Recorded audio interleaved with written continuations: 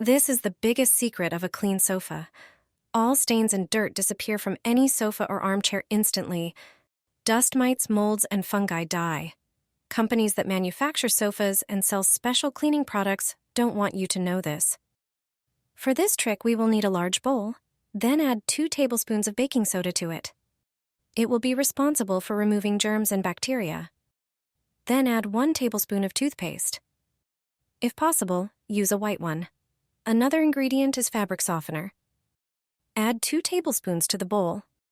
At the very end, add water. Mix everything thoroughly so that the ingredients combine. Take a clean towel or cloth and dip it in the mixture. Remove the excess by wringing it out. We need the towel to be moistened, not drenched.